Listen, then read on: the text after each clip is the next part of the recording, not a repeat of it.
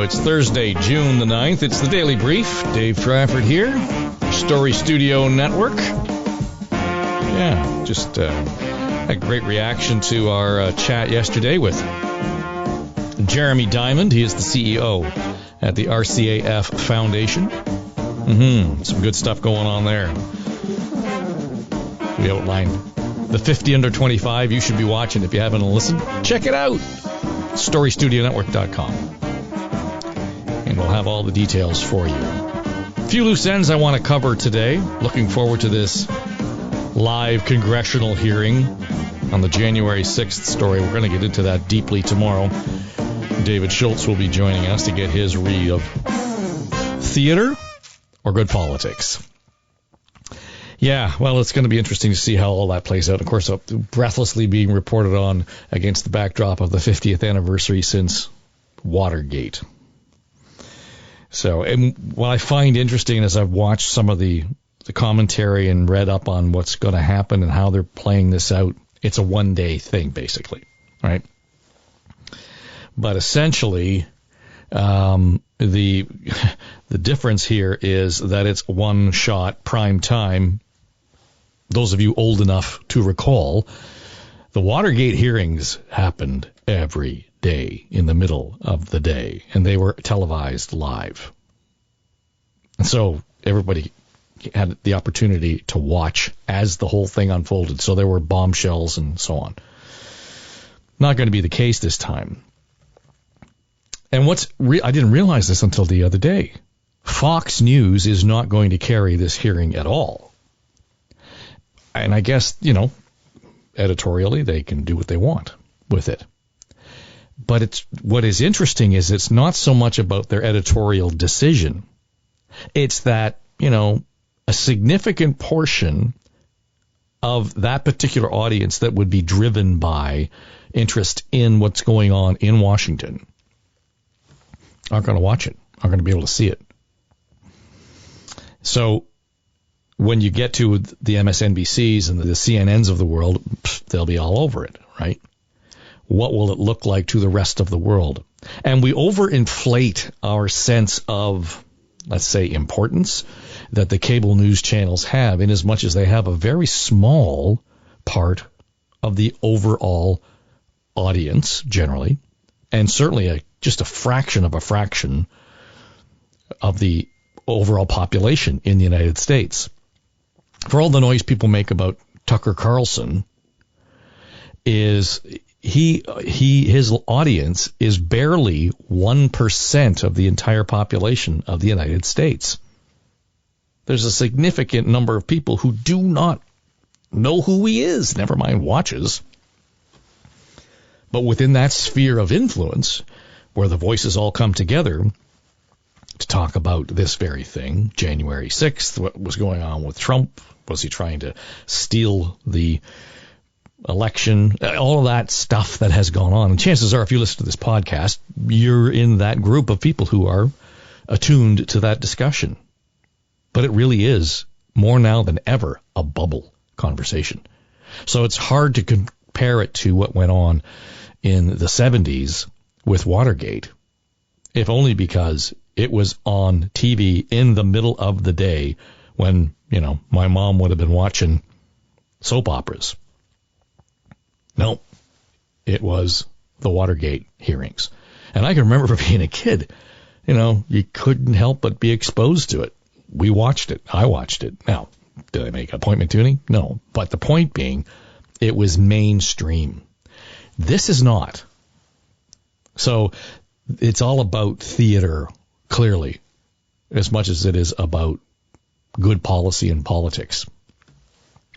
But it will be interesting to see how, if at all, it moves the needle. So David Schultz will be joining us tomorrow. We'll chat about that with him. He is a political science expert from Hamline University in Minnesota, and he's also a constitutional law expert. So, and he's always got something, really thoughtful, and of course, he's covered the history of this well before Watergate. So he'll be joining us tomorrow on the Daily Brief. A few other things that I just want to touch on. There's been a lot of conversation this week about this idea of merging the NDP and the Liberals in Ontario. Greg Sorbara apparently came out and told the Globe and Mail that would be the thing to do. Now, Greg Sorbara is a Liberal heavyweight in this province, and no stranger to provincial politics, certainly to the provincial Liberal government here in Ontario in the day. But, and it's sort of kicked up all kinds of a storm around no, that's never going to work. It would be the stupidest thing. And the Liberals can't possibly merge with the NDP and the NDP merging with them. And my thinking on this is it's not going to be anything like a merger whatsoever. Period. If anything, the NDP is in a position to stage a hostile takeover. Because think about this. Stephen Del Duca leaves the party in a worse place than it was after Kathleen Wynne got trounced in 2018. And I'll tell you why. First of all, in 2018, they saw it coming to the point where Wynne came out and said, we know we aren't going to win, but we need to stop Doug Ford. So we need to be voting strategically. And I say this knowing that I'm going to step down and I'm not going to run for the leadership. I'm not going to stay on as leader. It was a bold, difficult thing for her to do. But they saw this coming. The same people who saw that coming didn't see what happened this past week coming. The election here in Ontario, yeah, they figured that they were in a tough fight for second place. But they didn't even get party status. And there are many in the inner circle who are shaking their heads saying, what the fuck was that? How did that happen? They did not see it coming. So let's say, for example, 2 years, the final 2 years of the Wynne government, plus the 4 years in the wilderness, plus another 4 years in the wilderness, because it doesn't matter who their leader is. They will not have a voice, a loud enough voice in the legislature because they aren't an official party. They will not have the funding to support it. And in the short term, even if they decide that they're going to hang in there and wait until, year 3 of the Ford mandate to select a leader, and in some cases that would make sense in terms of, kind of ramping up and getting into the next election. Say what you will about the importance of question period, but they are visible. They're in the news all the time. That matters in the media, whether it's social media, mainstream media, whatever it happens to be. There are points scored during, one way or the other, during question period. And even if it's only for your core, if you do not have a leader in the legislature, that is going to prove to be more than a challenge for the Liberal Party now. But consider this. Andrea Horwath's not going anywhere. There's no indication that she's going to give up her seat. She won't be the leader, but there's no indication that she will not serve out her term in the legislature. Combine that with the idea that they will choose a new leader. We know that's going to happen. Reinvigorate that caucus, if not the party. And now you are going to have two very strong opposition voices in the party. Sort of leader of the opposition, deputy leader of the opposition kind of feel to it. They will have the opportunity to not only silence the Liberals, they can make them irrelevant to the point where they become the only option for the opposition, the progressive side of things, right? So, even so, I'm looking at Sabrina Nanji's newsletter this week, Queen's Park Observer, and she cites, there are people within the party in her Thursday edition. Jonathan Scott, she says, longtime operative who ran runner-up MICHAEL COTEAU's 2020 leadership bid, indicating that 2022, this is Jonathan Scott now, could be an an extinction-level event for the party if the party doesn't learn the lessons voters are telling us. It's time to modernize, throw the doors wide open, and build a new party from the ground up. It's time to be respectful and not talk down to people, especially in rural Ontario, and drop any attitude that we know best. Yes, but that should have happened after Wynne lost. Sabrina goes on and quotes Kelly Foote, a veteran organizer and community activist. Kelly says, the party's problem can't be fixed by the same people who presided over them. The problems, that is.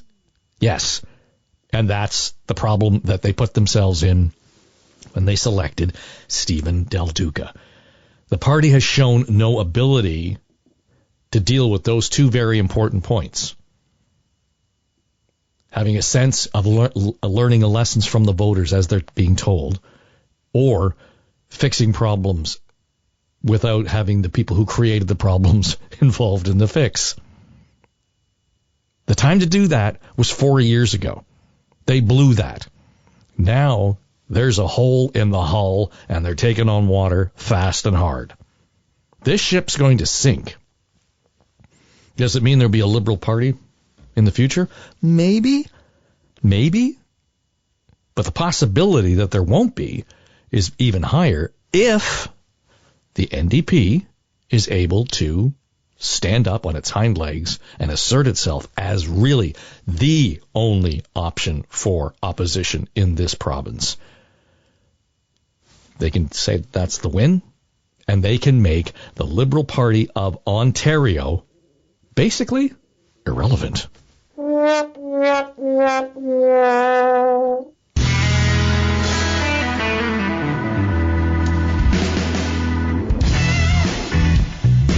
I know.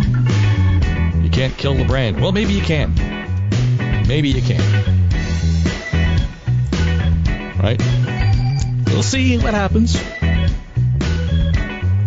But there's just too much going on around that party that's got their guns trained on themselves. Not good for the process, by the way. I'm not suggesting that for a minute anybody should be gleeful about that. You need strong opposition. Two parties, that's not good for us. But I'm not confident that they can get up off the mat in the next 2 or 3 years. And that's what they're going to have to do. Be back in fighting form. And it's nothing like the federal Liberal history when they went into the wilderness with Dion and Ignatieff. Not even close.